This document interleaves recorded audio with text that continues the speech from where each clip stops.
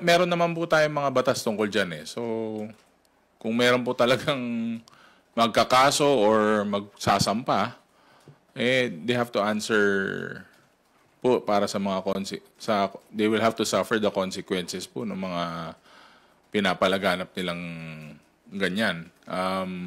Sabi ko nga po, hindi po pwedeng maging natural na lang dito sa atin ang fake news.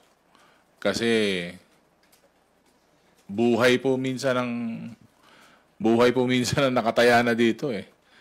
Lalo po yung mga komong tao na hindi naman pong kayang lumaban at saka walang means. So, dapat ipakita natin na yung justice system natin is gumagana rin po sa part na yun.